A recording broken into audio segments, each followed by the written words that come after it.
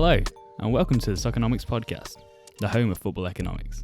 My name is George Lyons, and every Friday I'll be joined by special guests from all areas of the footballing world, along with our own team of expert journalists from the Soccernomics website, where we'll be delving into the economical, financial, business, and legal matters behind the beautiful game that we all love. If you're a fan of football and want to get to know more about what goes on behind the scenes of your club, or the impacts that football has on the economy and vice versa, continue listening and consider subscribing to us on YouTube and Spotify so you can stay up to date. If you're a football fanatic and weekly podcasts just aren't enough, head over to our website soccernomics.net where you can find more in-depth articles on all the latest topics in football economics, written by myself and our brilliant team of journalists. They really are worth a read. On this week's episode, I was joined by the very interesting and entertaining Ovi Marcus, who is a member of the Soccernomics team and a finance and computer science student at the University of Adelaide. Ovi specialises in the finance sector, currently in his second year, and is currently an intern at an investment bank. Ovi is also a journalist for us at Soccernomics, specialising in the financial matters behind football. You can read all of his work on our numerous topics on our website, soccernomics.net. They're extremely intriguing. On the podcast, we discuss Chelsea Football Club and their incredible transfer window, breaking the Premier League record for money spent in a single window of £231 million. We talked about the financial position of the club and how they financed this record-breaking window without breaching financial fair play rules. We also had a look at the existing players and how this window might affect them and the performance of the team as a whole. I hope you enjoy today's podcast, and if you want to show your appreciation, please be sure to support us by clicking the like button and hitting subscribe.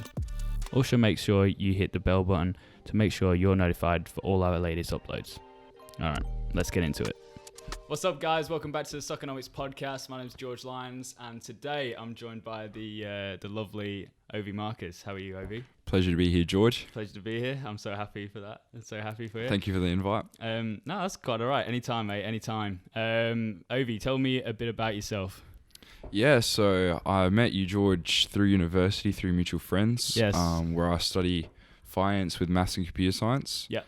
I'm interning part-time in a finance company. Yeah. And my experience there, which I find really interesting, I thought I'd tie that into my love of football.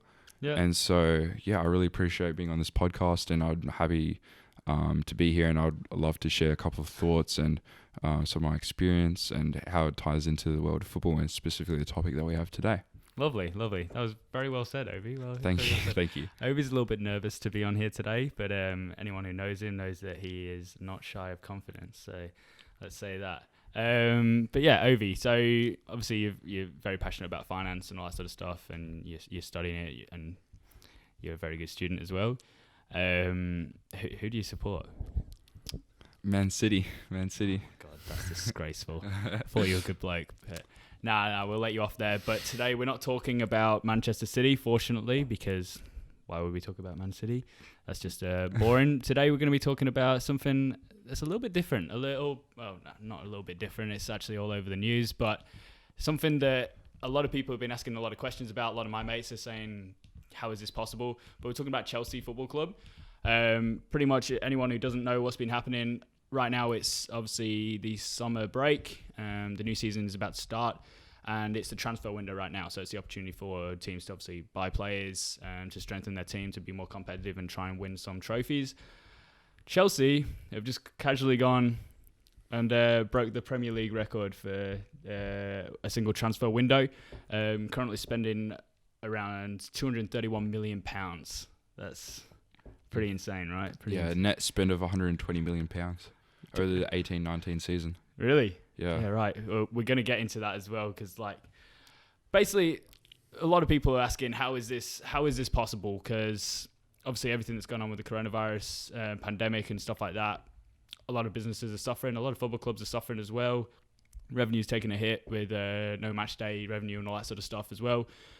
So how are Chelsea been able to do this? And it's actually a lot more to it than what people think. A lot of people think it's just purely to do with their owner, Roman Abramovich, obviously a very rich owner, Russian.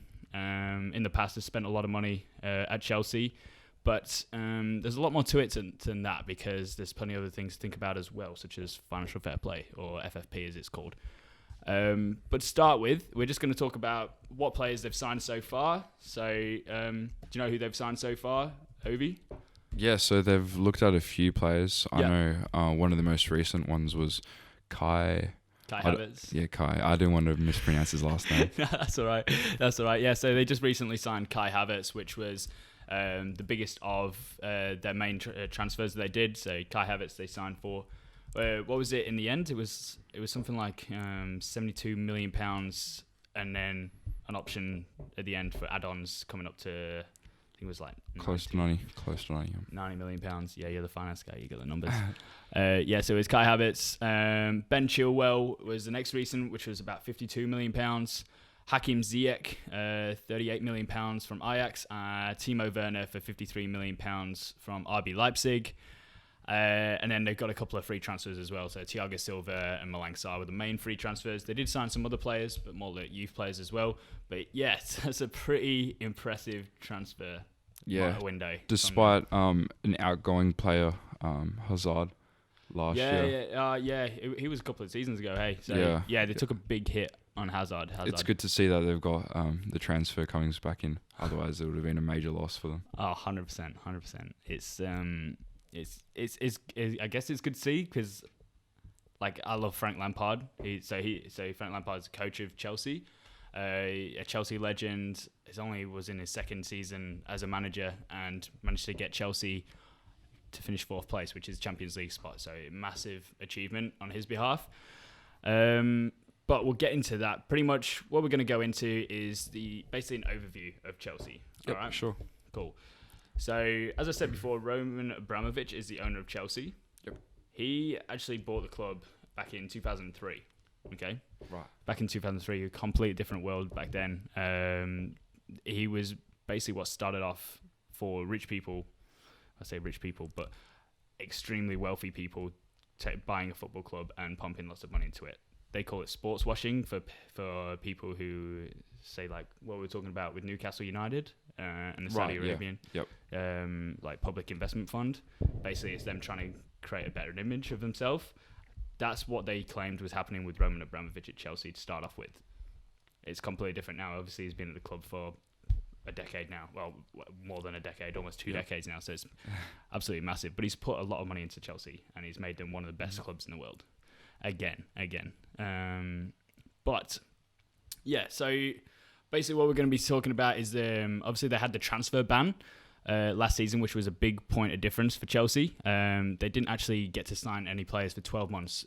The reason being not because of breaking financial fair play rules, but because they actually approached, it was the way that they approached young players, trying to get them to join the team from as young as 6 to like 11. It was ridiculous. Wow. Yeah. Like throwing money and all that sort of stuff. It's not the right way to go about it. So they got a transfer ban of 1 year. They did get it appealed after 6 months, but they chose not to buy anyone anyway. And this is why, because they decided to come out and spend $250 million in pounds. Pounds, not dollars. Oh my God, when you think about it in dollars, that's even more. Hey, it's ridiculous. It's a lot. That is a lot of money. That's right. It's a lot of money. So pretty much like that. Obviously, Frank came in, promoted the youth, taking advantage of like basically one of the best youth systems, best academies in the world. Anyone that knows Chelsea, they've got an army of youth talents that are brilliant players. They're just unfortunate not to actually get into the first team of Chelsea. Managed to get in like Tammy Abraham, Mason Mount, Callum Hudson-Odoi, all these players who came to the first team and put it in a shift and helped them finish fourth, which is very good. Despite obvious areas they needing strength, obviously like goalkeeper, Kepa Arrizabalaga was struggling all the way through the season.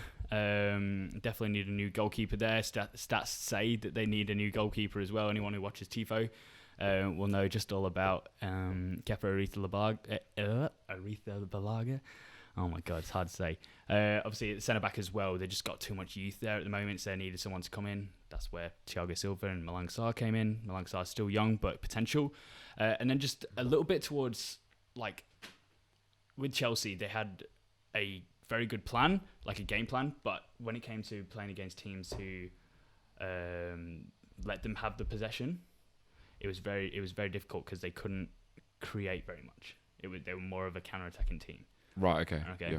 So in some games, you found that they were lacking in creativity. All right. But yeah, they obviously made the situation easier having capable youth players coming through the season. However, they go and break the transfer window record this season, spending a lot of money on some pretty important names as well.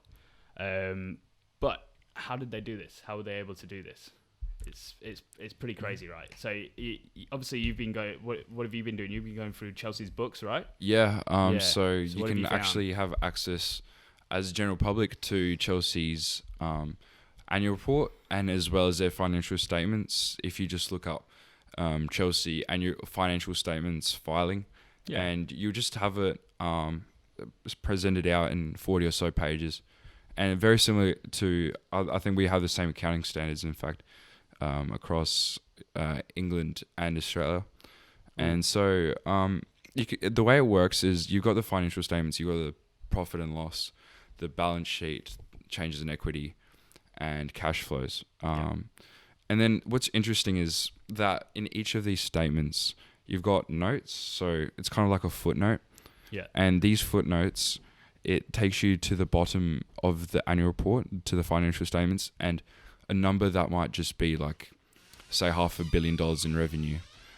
You'll be able to access that at the bottom in the footnote section where it breaks down those key different metrics. And what's really critical in this circumstance is amortization.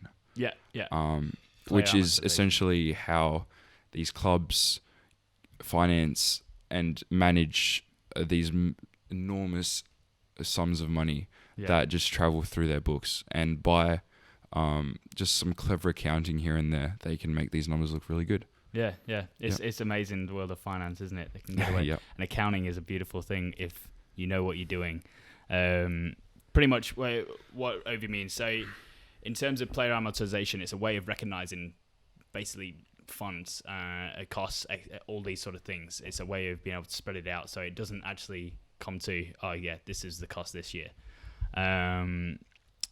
Pretty much the reason why they do that is because what Chelsea are trying to do there is try and not break financial fair play rules, which basically it gets thrown around a lot. If you hear FFP, that's what financial fair play is.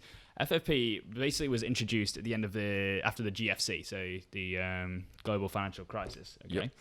It was 2009. That's the one. So it was introduced just a couple of years after that, basically to protect the financial stability of football clubs. Basically making sure that they spend within their means.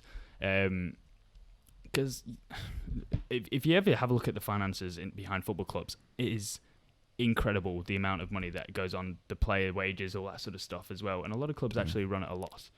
Yep. It's incredible how it's huge amounts of money. If it was a business, you shouldn't be running it like that. But financial fair play was introduced to try and reduce that, make sure that football clubs aren't at risk.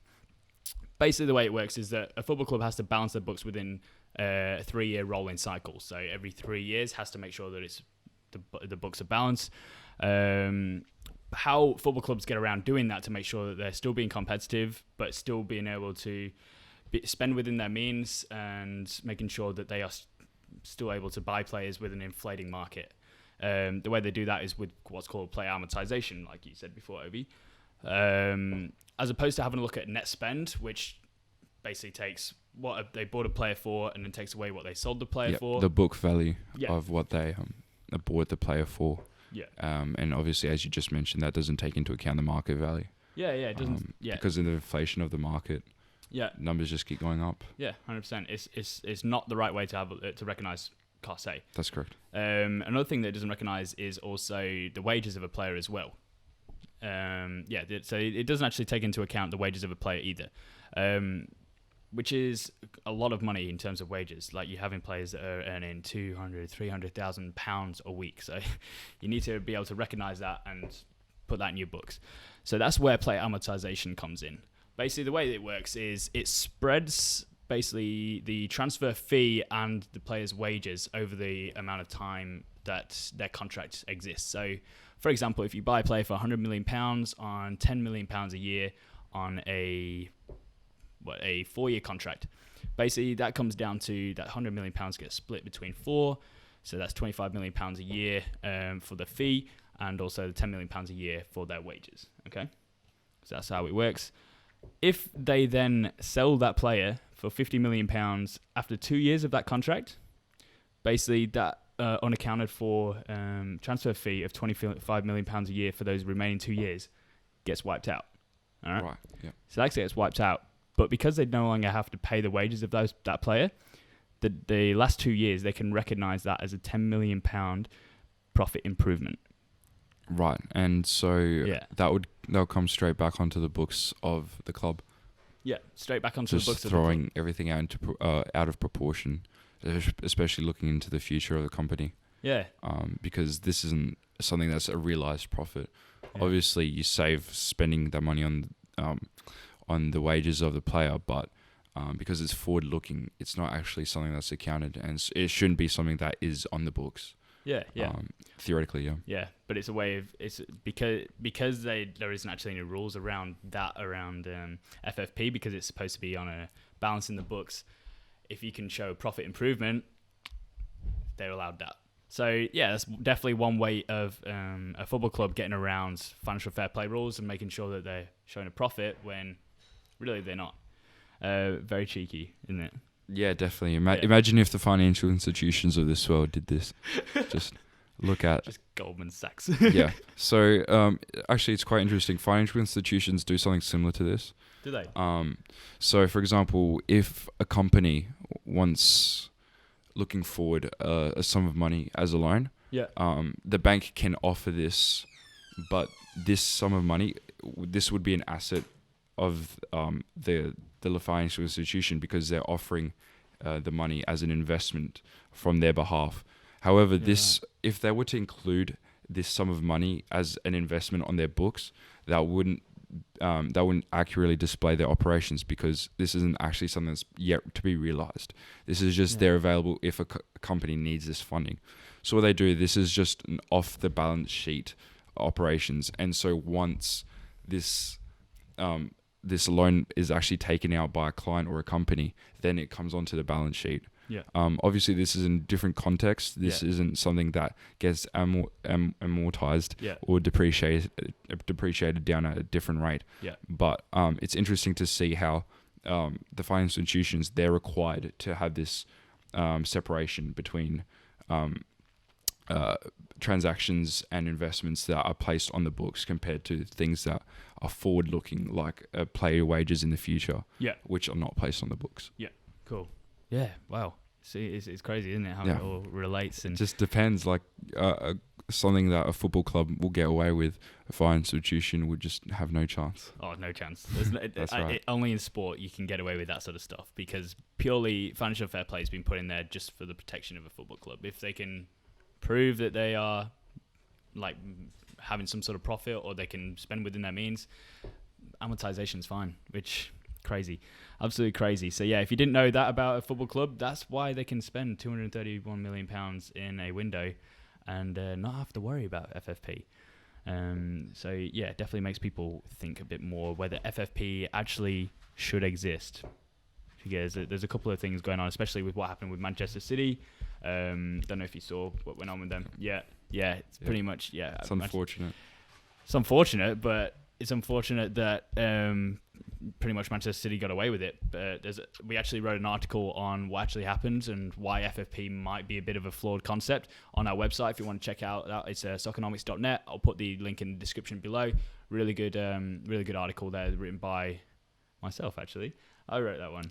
Yeah, cool. I forgot that. I didn't want to have any bias in the report, did I? Any bias? Yeah, no. Written by me. I don't want you in there. No chance.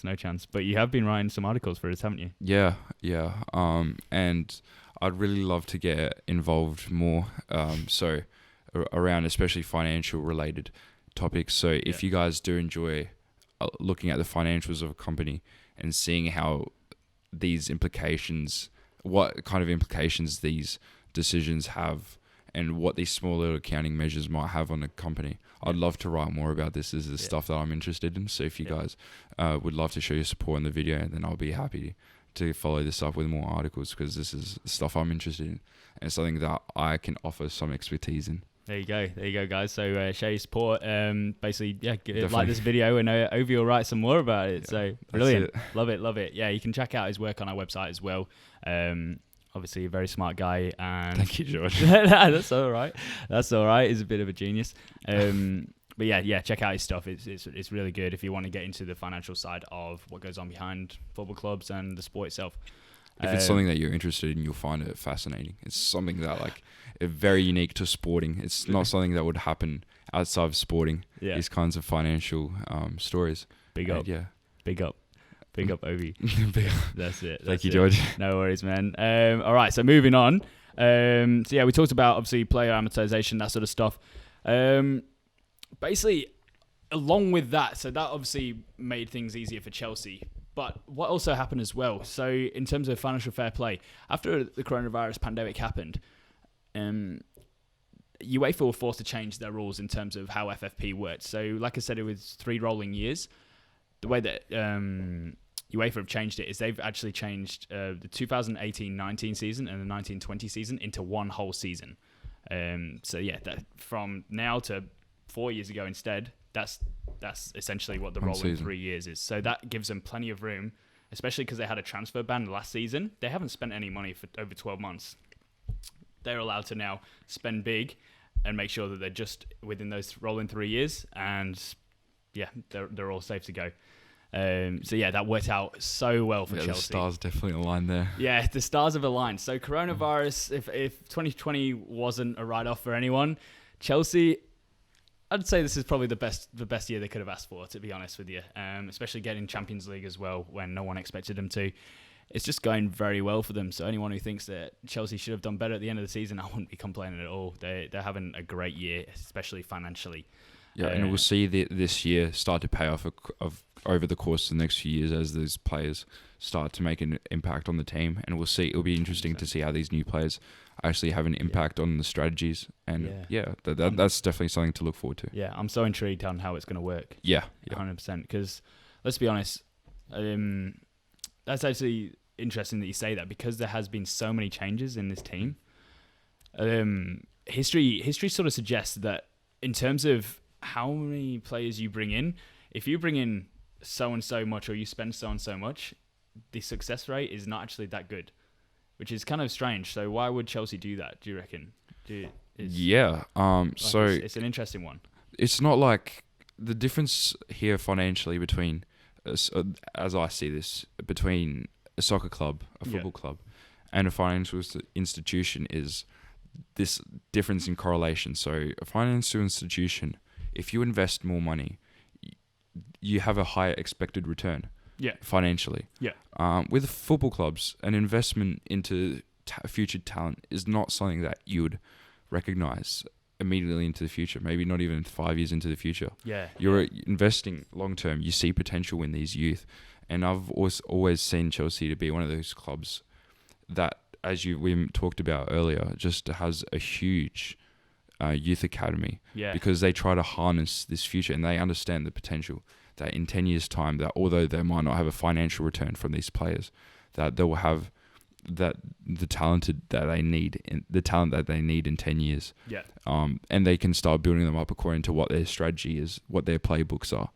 And so I guess the non-cash returns are what is really important in soccer, and I think that's what Chelsea's trying to target here by investing a lot of money into the youth, especially, as 100%. Well as experienced players. Yeah, 100%. Yeah, they like Chelsea.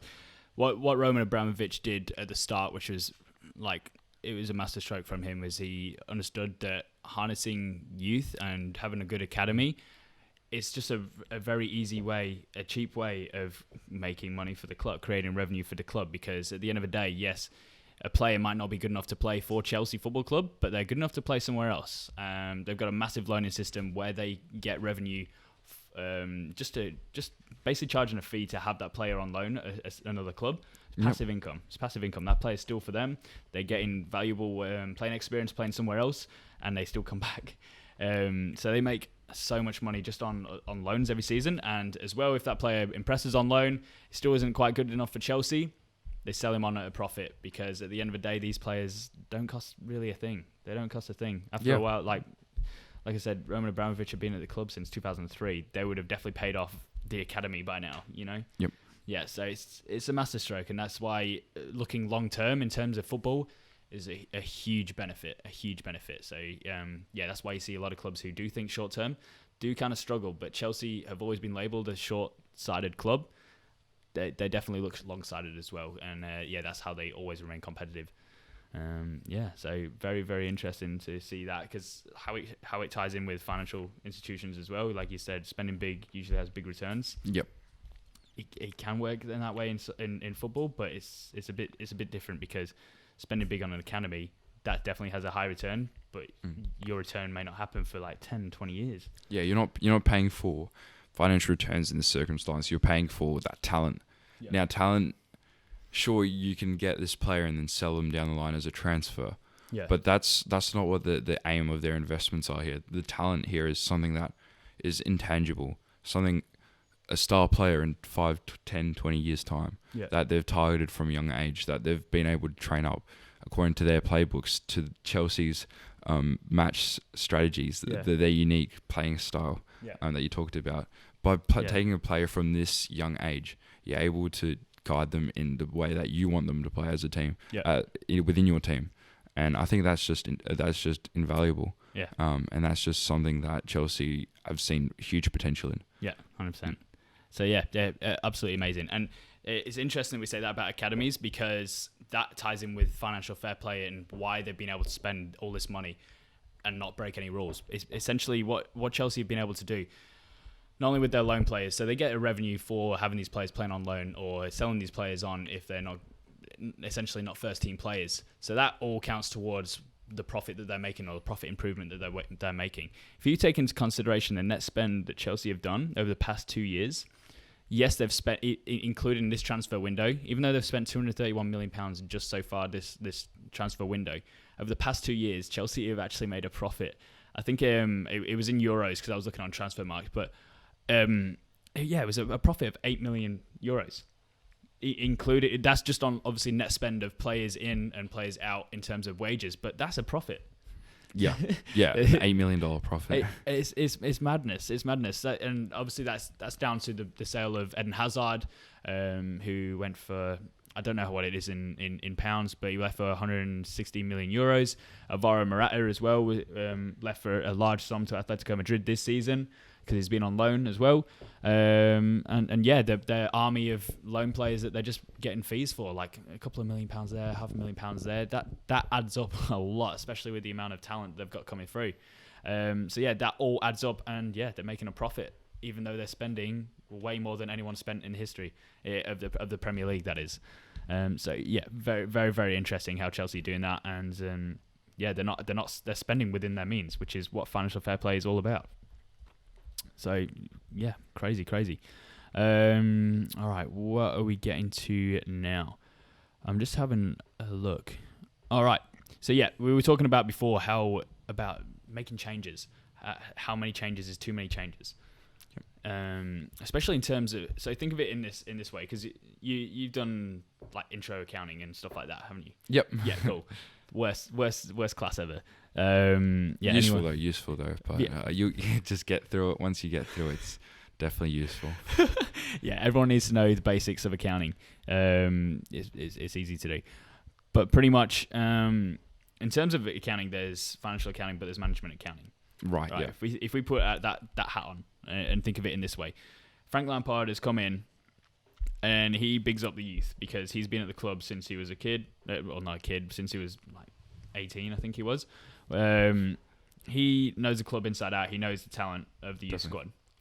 He knows he can't buy anyone, so he uses the talent that he's got, the youth players, so like Tammy Abraham, like Mason Mount, filling in the gap. They've put in a shift for him. How do you think those players would now feel, knowing that all of a sudden, even though they got 4th place when no one expected them to do it, all of a sudden all these new players are coming in their spots? Do you reckon that could potentially be damaging? Like, do you reckon the amount of changes that they're making? Yeah, there's the fact of making too many changes, so the chemistry, but also as well the impact that's going to have on the players that are already there. Yeah. So, as a company, as a football club, that has seen massive changes over the last decade, over the last 20 years, as the new coach, as we've been talking about, has come in. It's something that's not easy, and this is changes fundamentally from a management accounting perspective, which is something that there's just a huge business in that. By the way, like companies like Boston Consulting, McKinsey, that's their job, is just management accounting. That's just how big it is. It's huge. Definitely. And so as someone with knowledge and some sort of level of experience in restructuring and this kind of management accounting, you see that companies have a lot of just trauma, I would say, through this experience. Is just a shock to what they're used to. And whether that might be in the world of mergers and acquisitions, where you take on another company, and that might mean you need to take on their computer systems, you need to take on a different management system. For those experienced players at Chelsea, they'll see this, and initially, and even on hindsight, they might say, the old Chelsea might have been better. The way we played before, why do we need these changes? And that just comes down to the management. That they have the future of the team in mind. They're the people looking at the game in 10 years. A soccer player, a football player, he'll look at their season. They might look at the next few seasons for them. And a fourth is a very commendable position, and that's definitely where Chelsea should be playing.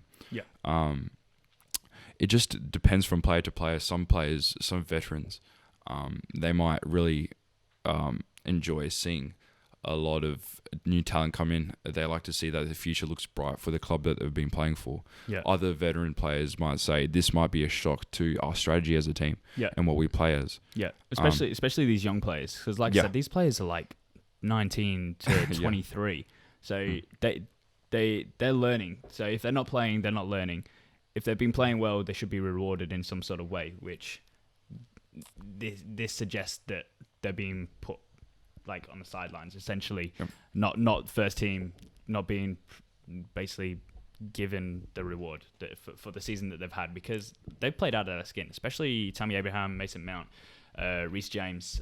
Hudson-Odoi was injured, but there's a lot of players who played out of their skin. They're now playing for their countries. So England is the main one. Most of them play for England. Obviously, like Aiden Christensen is Denmark as well.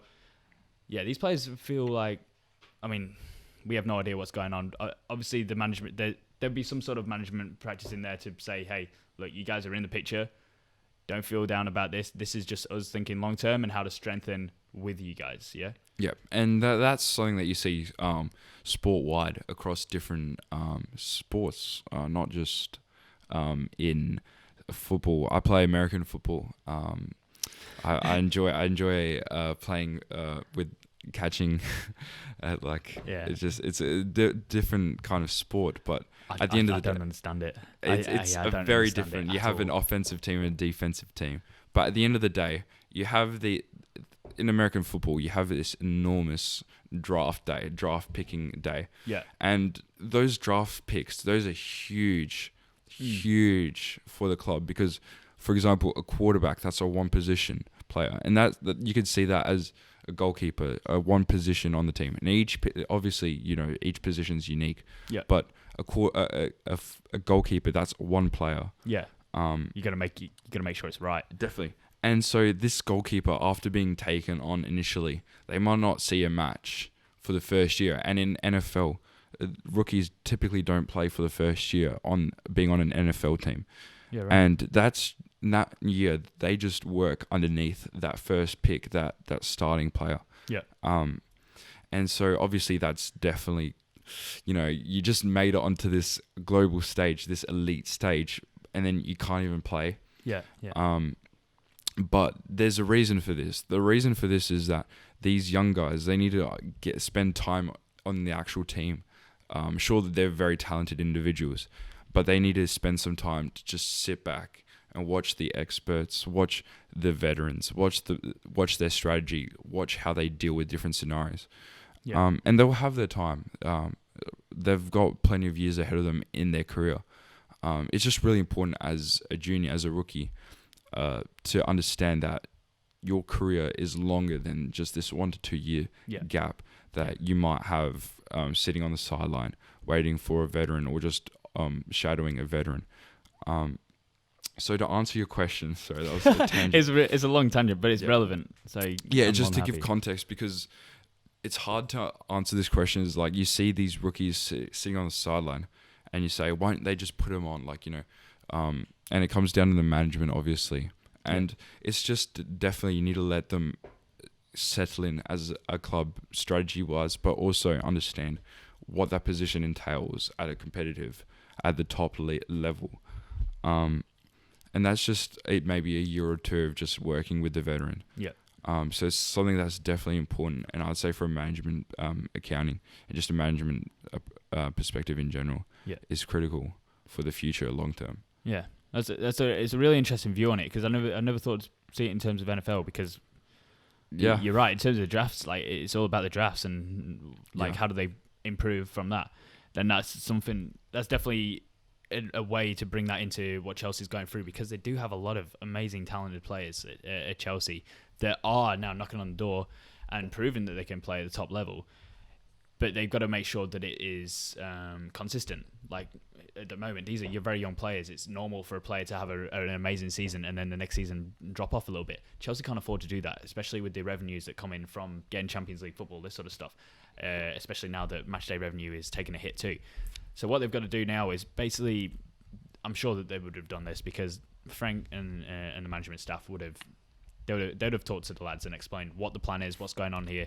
Not to worry, they're still in the plans, but they're saying, hey, look, we're shoring up and we're making sure that we've got a game plan. You're in this game plan, but we're looking at depth as well, and it's an opportunity for you guys to learn from these players as well. And it's good to have competition. You need competition. Definitely. As a recruit, you're very keen, and it's just very important to harness this at an elite level. Yeah, and just balance that between just the patience of learning. Yeah. Obviously, especially comparing it once again to college football and NFL in general. NFL take rookies very seriously. That's the heart of an NFL team, is having a good rookie program.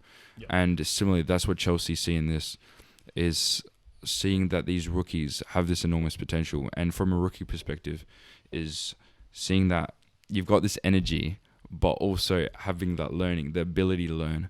And that's why that 1 year, that 2 years is very important for them. And it's very critical to a long-term success of a club like Chelsea, is having that patience. Yeah. To learn and just to pass on that knowledge. And that's why veterans are still very critical. They're very critical to passing on that knowledge and the skills. It's so it could actually work out in a favour, but of course it depends on also the personality of the player, how the management team has gone around that as well. In fact, that ties into something as well, because in the past it suggests that football teams who have spent lots of money in single transfer window, it's very interesting to see what the results are, because like I said, too many changes can be too many changes. Like that's right. It can affect the club. There's not the chemistry. Some players might not have taken it the right way if the management hadn't explained it properly or got them on their side. I was just having a look at the 10 biggest transfer windows that in Premier League history. So I was having a look. So Chelsea's obviously number one at the moment for that one. Yeah, of course. Yep. And then you can expect to see Manchester City, Liverpool, Manchester United in there. Even Everton's in there at number 10. Oh, wow. Yeah. So, yeah. Who would have thought? Yeah. Is this... Everton have got a lot of money. Okay. They've got a lot of money. Like, it's kind of scary at the moment. Now that they've got Ancelotti, they're actually signing these big names. But, like, before they were spending lots of money on... It just didn't seem to make sense. They were spending lots of money on players that had potential, but they didn't have the players to help make that potential for them. So, but now they're getting to a point where they've got an A-grade manager, and he's bringing in all these amazing players. So James Rodriguez just said he was coming in.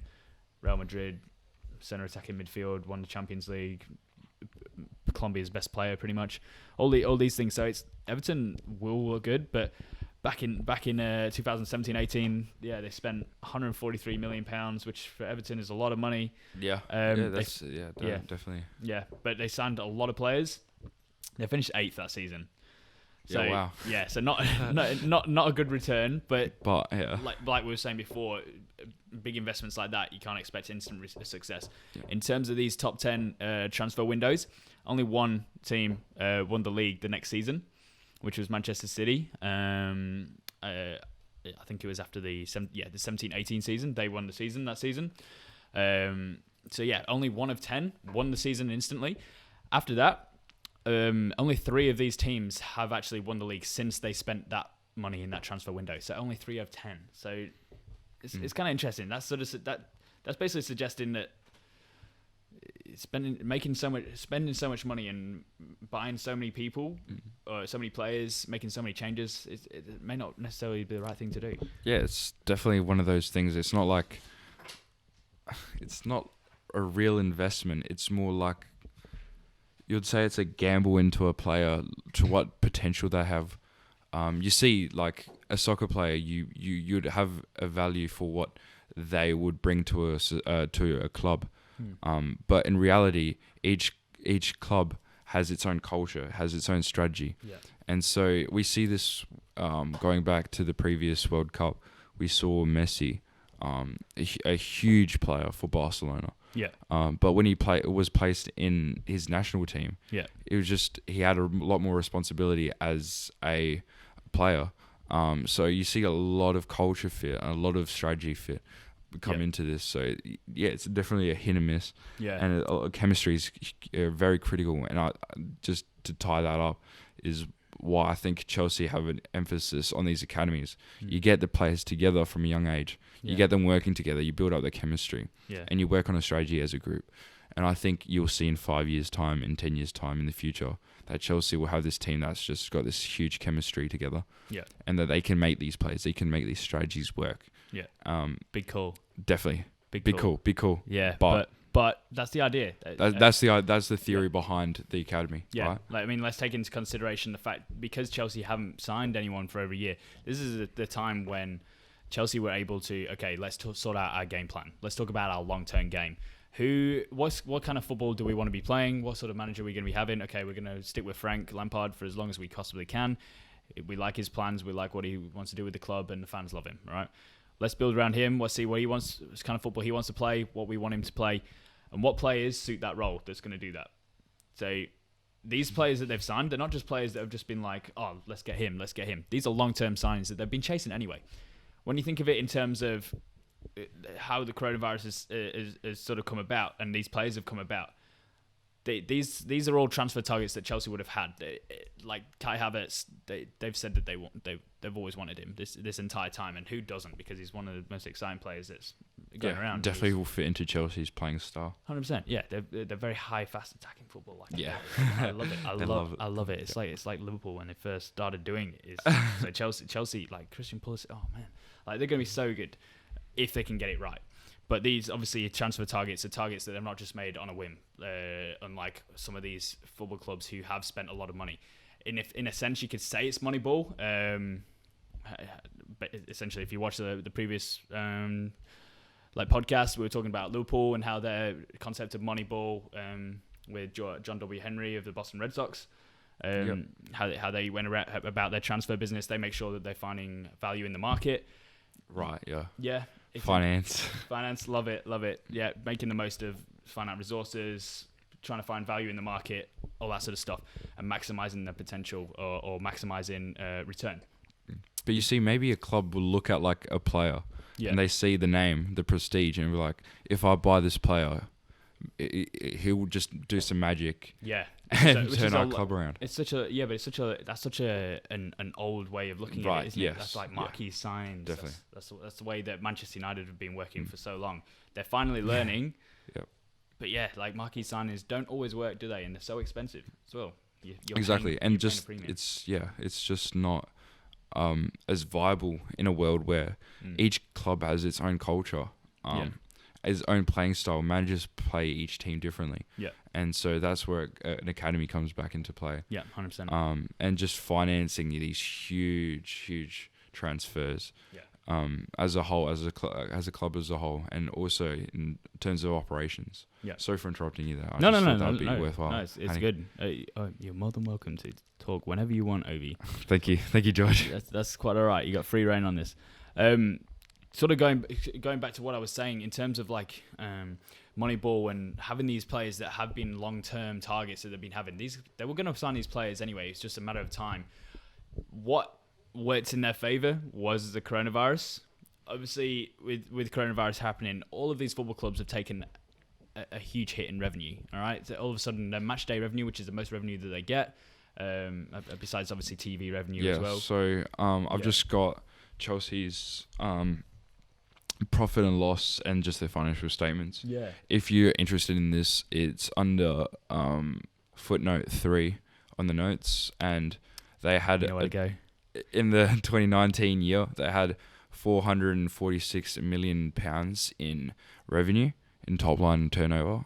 Wow. And out of that 446 million, 66 was from match day. Yeah. 200 was from broadcasting. Yeah. TV money is massive. TV rights is massive. That shocked football. me. I'm just seeing that number, that half of their money is from broadcasting. Yeah. That's crazy. Yeah. So thank God that obviously coronavirus and the modern football, like TV rights is a big thing. We can still all watch the game, all that sort of stuff. If it wasn't for that, otherwise it would have just been that 66 million figure. Yeah, literally. From 450 to 66. Yeah. So obviously the modern game has allowed us to have TV rights and all that sort of stuff, and thank God that the TV rights money actually is so big, because it helps these football clubs lower down the tiers. Obviously, that's where football clubs get affected the most, because the TV rights money is not that big. But yeah, it's still £66 million a year loss. Like that's a big hit. Yep. For a lot of football clubs, that's essentially their transfer budget to make sure. That's their entire transfer budget plus any other expenses on marketing or whatever miscellaneous expenses they might need to make. Yeah. So Chelsea have seen this as sort of an opportunity, okay? Because obviously these football clubs have taken a hit in their revenue. All of a sudden, the players that they've got, their prized assets, if they are in need of revenue to keep balancing the books, making sure that they're applying with FFP, all that sort of stuff, or just generally making sure that everyone can stay on their wage bill, things like that, they're going to have to sell their players, and they're willing to sell their players at a lower cost. That's where this deflation in the transfer market has taken a hit. Timo Werner, for example, he was dead set on joining Liverpool. Like it seemed like a done deal, and then coronavirus happened. Liverpool's revenues took a hit, and unfortunately, we don't have unlimited sums of money. Like, we base ourselves on Moneyball, which is value in the market. If we've got the money and we can see them as a long term, we'll go out and get them. Unfortunately, Timo Werner, after coronavirus, our revenue took a hit, and we just couldn't afford the fee that we were going to buy him for initially. So what Chelsea did, they were like, well, we want him anyway. His worth has gone down from this to this. Whilst it's down there, let's take advantage of that, because if we can get him cheaper than what we would normally do, we want him anyway. Let's do it. And that's what they've done with Kai Havertz. Even though Kai Havertz is coming in at like £90 million, like, imagine what he would have been. He could have been worth like 110. These things, if they waited another year, he would have been much more as well, because he's a world-class player, very, very young player. Same with Ben Chilwell. He's inflated because he's an England player and he's still young. Yep. All right, but still, I feel like that's what would happen a lot with young players. It's just a lot of changes in the price. Obviously, the beauty with the transfer market is that there is no intrinsic value in these players. You can't value a player intrinsically at whatever their cost is. It's purely at what value the buyer sees in this player. So it's interesting to mention these players. It's just their value changes as the market changes. 100%. By tens of $1 million in the case of Kai, I think you mentioned, Yeah, literally. Hakim Ziyech, they got him for less than 40 million. Like, it's an absolute steal. He's such a good player, and he's not really that. He's not even old. Like, he's in it. He's coming up to his prime. Like, that's so good compared to what some players, like teams, are spending. Newcastle United last season spent £40 million, and Joel Linton got two goals. Like, that's not Joel Linton's fault. He is a very good player, and I'm sure that he will prove that worth once there's a system fit in at Newcastle. Unfortunately, it's just not really a good fit. It was a weird transfer. Hopefully, it turns around for them. But seeing that with Hakim Ziyech, they've got to steal there, and they took advantage of obviously what was happening with coronavirus, getting them on the cheap, essentially. So that is discount. I guess you could say that's Moneyball. Like it is. If these are long-term players who they've recognised are going to fit into their game plan, they want them anyway. Hey, whilst everything is deflated in the transfer market, may as well just get them all now. And on that note, what's really interesting to me personally is the difference between a football player, the value that they have as an asset compared to a financial asset, a physical asset like a building, a car. Yeah. Anyone could see value in a car. Like if you saw a car, you would be able to purchase that car and you'd be able to use it and sell it for the same value as what I could. Whereas a player, it's just such. Each player has their unique play style, their unique culture. Yeah. And so you mentioned those really skillful players that could be worth a lot of money, but because the time isn't right, there's no club that currently needs that specific kind of play style, that they just won't be worth the kind of money that you'd expect them to. Yeah. And it's those kind of opportunities that Chelsea has just been ready to pounce on, and we've seen that happen this year. And I'm sure that these players' worth will increase as obviously the world and finance recovers from the coronavirus. Inflation is going to happen again. It's bound to happen in the transfer market. These players will appreciate 100%. Yeah, so you'd expect Chelsea to do really well coming out of this. Yeah. Even though like you don't buy players as an investment purely, you could expect that looking over the next few years, that there would be some sort of security in knowing that you could sell these players for a relatively strong price, regardless of how they do. Yeah, very interesting. Because there might be some demand coming out of COVID across the next few years. Players need some good players. Yeah. Some clubs need some good players. And so it would be really interesting to see how these prices increase the value. Yeah. Just there's no intrinsic value on these players, which just allows their value to just fluctuate so much. Yeah, football is incredible. I love football. I love finance. you love finance. I love football. I like finance. I like economics more. Yeah, it's really interesting, Nate, that you mentioned that is just demand and supply. Yeah.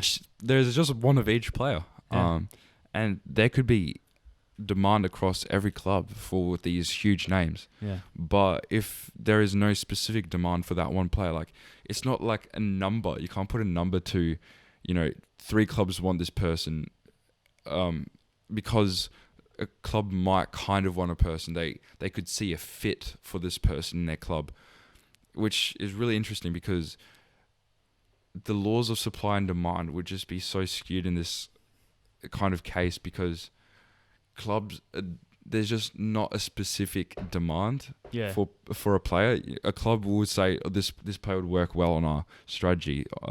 This player would fit in well into our culture. 3 years in the line, this player has a high potential. So it's just really interesting to think of it economically. Like, how do you value this player, and as from a demand and supply perspective as well as a financial perspective? It's really interesting to tie them in together. Yeah. But I still think finance is better. Yeah. Well, let's agree to disagree. Well, I mean, like in circumstances like this where a player just has zero intrinsic value. Yeah. It's not like a stock or something in the share market where you can value it based on its cash flows, because a player, sure, it might bring in some secondary financial benefits, but it's just this will bring in talent, this will bring in wins, this will bring in a stronger prestige to our name. Yeah. So how do we value it? Do we value it from a financial perspective? Do we value it from an economical perspective? Yeah.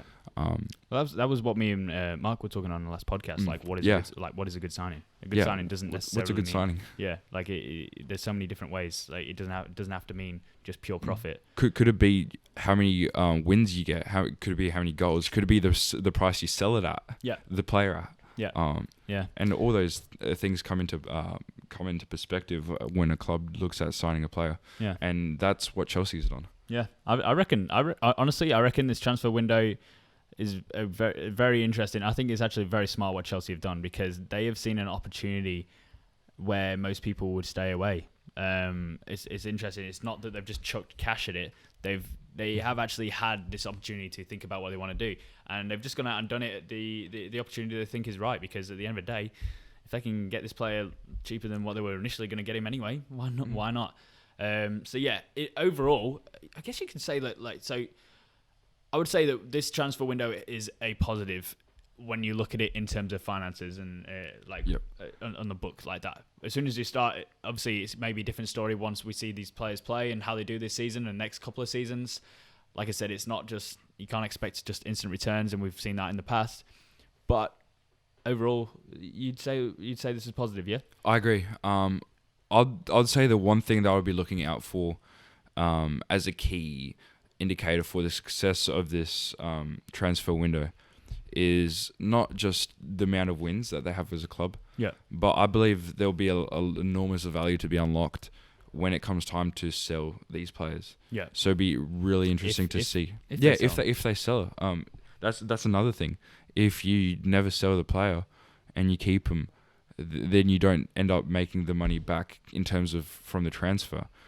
So you expect them to bring in money in a different way. Yeah. But it would be interesting to see, do they sell them? What price do they sell them for? Do they sell them for a high price? Do they sell them at a discount? Yeah. It all depends on how the world season, depending on their performance, depending on Chelsea's performance. It's a long world, and we'll try not to get into it because then we'll be here for hours. But it's one of those things where just time will tell. Yeah, time will tell. So, I reckon what we'll do, at the end of the season, we'll have a look back at it. I reckon we'll do that. That'll be so interesting to listen back and to our thoughts with a fresh mind. Yeah, just go over it again, see whether it has been successful and where we think it will go from there. Because it'd be very interesting to see how Chelsea go this season, how Frank will go this season. I honestly, I hope it goes well because I like Frank and I don't hate Chelsea. Like my whole family on my dad's side are from London. They go for Chelsea. They've always been Chelsea. So I have a soft spot. Obviously, I don't like Chelsea. Essentially, I like Chelsea. If I didn't go for Man City, I'd go for Chelsea. That's disgusting. You disgust me. But yeah, it'd be interesting to see how they go. But I one thing I do hope is that these youth players don't just get tossed aside. So what are your predictions for the future? Honestly, I have no idea. I'd like to think that. What would you like to see? I'd like to see them get Champions League, just because I don't want teams like. I don't like Arsenal. I don't like Arsenal. I don't want Arsenal in there. I don't want Man City in there. But let's be honest, they're going to be in there. Hopefully, Liverpool get in there. I don't think we'll win the league. I think we're going to. We've hit our peak for a little while, unless we can get Thiago. Okay. Yeah. It'd be interesting. I have no idea. Man United, we'll see how they go because there's a lot of so many variables going on with Manchester United at the moment. What about you? What do you think Chelsea will be? I think Chelsea. It depends on how much they get around these new players as well as their recruits throughout the season. They might choose to just keep on their big transfers on the field as well as their veterans and just leave the rookies to the side for a year or so. Yeah. While the big name transfers get settled in. If that's the case, I think that they'll do really well. And I think that's the most likely way that they'll go, is that they'll just have to put a pause on their recruits and put an emphasis on these big name transfers that they've made. Yeah. And I think they have the potential. Those transfers fit in well into their lineup, to their play style. Yeah. So it just depends. Yeah. Depends on how well they play. Yeah. I think Timo Werner is going to be an interesting one, just because he's used to playing with the two strikers. Having a partner. Chelsea, a 4-3-3. It showed that he struggled in that sort of formation, but we'll see how it goes. He's only young. We can see that players can adapt. That I'm assuming that's what Frank's trying to do, and if not, the perfect strike partner's there with him, which is Tammy Abraham. You've got Olivier Giroud, who likes to play in a two as well, plays with him with Antoine Griezmann in France. And then you've got Michy Batshuayi, which unfortunately I don't think he will be much in the picture this season. But hey, that's like what I was alluding to, I think. Yeah. It's interesting you say that, with the formations, is that's a big part of how well a player can play. Is two teams might have completely different formations, and just even a small change in a formation style will just throw off how a player plays and how they can negotiate, like how a striker can negotiate a defensive line. Yeah. So it'd be really interesting. Very interesting. I agree. Hey, that was a really good episode. Thank you, George. Thank you. I really appreciate having you on board. Having me on board. It was a great conversation. That's quite all right. It was very interesting to see how you go, because obviously you look at it from a purely financial sort of. Yeah, the numbers just flying around my head. Yeah. It's good to see it from a point of view that's not so biased. Obviously, looking at last week when we talked about Liverpool, that was a bit different. We weren't looking at it in terms of finances and stuff like that. It's good to see it from someone who not necessarily comes from a football background, but someone who comes from a finance background. Gives a completely different point of view, and it just it sheds light on what Chelsea are actually trying to do when you look at it in terms of a business perspective. Chelsea fans, get excited. Yeah, definitely. Yeah. There's a bright future for Chelsea. Yeah. Especially in the near term, but also in the long term. Yeah. Definitely, it's something to be excited for and something to look out for. Yeah, and something to look out for as well is the Soccernomics. So if you haven't already, guys, if you enjoyed this episode, obviously like it, subscribe if you haven't already. Obviously we're trying to get to as many subscribers as possible, so if you can also share us around, hit that bell button so you can stay notified for every episode. Something I'd say. Yeah. I tried so well, got to the end of the episode without really messing up. You can also check out our work on the Soccernomics website, soccernomics.net, which is our website. You can read all the articles if you want to hear more from us in more in depth on all the economics, finance, business, law in football. Yeah, if you have any questions specifically about finance, feel free to reach out to me. Yeah, shall I put your details? Yeah, sure. in the description, 100%. I'd love to talk about finance, and I'd love to hear from anyone with a financial background in any of these kinds of. Just in finance or even in football with a financial background, I'd love to learn more about it, just generally speaking. So thank you very much for having me on the podcast, George. I really appreciate the talk. You're so welcome. Anyway, we'll hopefully have you on back again soon. Yeah, definitely. Easy. Well, thank you very much for watching, guys, and we'll catch you next week. See ya.